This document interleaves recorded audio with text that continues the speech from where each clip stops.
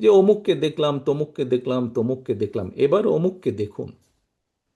যাদের কথা বলে অমুককে দেখুন, প্রিয় সহকর্মীবৃন্দ, তাদেরকে তো দেশের মানুষ 1971 সালেই দেখেছে। প্রিয় ভাই বোনেরা, কিছু কিছু মানুষ বা কোনো কোনো গোষ্ঠী ইদানিং বলতে শুনেছি, বা বিভিন্ন জায়গায় কেউ কেউ সোশ্যাল মিডিয়ায় বলে যে অমুককে দেখলাম, তমুককে দেখলাম, তমুককে দেখলাম, এবার অমুককে দেখুন। যাদের কথা বলে অমুককে দেখুন, প্রিয় সহকর্মীবৃন্দ, তাদেরকে তো দেশের মানুষ 1971 সালেই দেখেছে। যে 1971 সালে তারা তাদের নিজেদের স্বার্থ রক্ষার্থে কিভাবে লক্ষ লক্ষ মানুষকে হত্যা করেছে, ঠিক যেভাবে পতিত স্বৈরাচার পালিয়ে যাওয়ার আগে হাজারো হাজারো মানুষকে হত্যা করেছিল ক্ষমতা ধরে রাখার জন্য।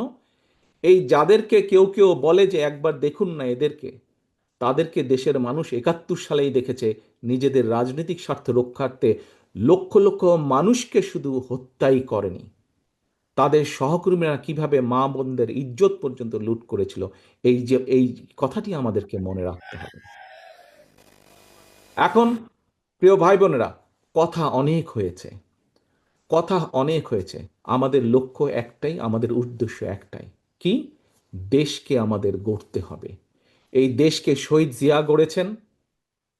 দেশ স্বাধীনের পরে যখন এই দেশে দুর্ভিক্ষ হয়েছে, শহীদ জিয়া যখন দেশ পরিচালনার দায়িত্ব পেয়েছিলেন, এই দুর্ভিক্ষ কবলিত দেশকে উনি খাদ্য রফতানির দেশে পরিণত করেছিলেন।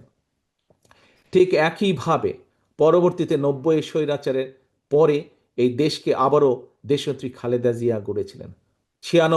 2001-এর পরে আবারও ধ্বংসপ্রাপ্ত দেশকে, একটু আগেই বললাম তোমাদের সামনে একদম তথ্য প্রমাণ আছে, দুর্নীতি নিমজ্জিত একটি দেশকে কিভাবে খালেদা জিয়া আবার উপরে উঠে নিয়ে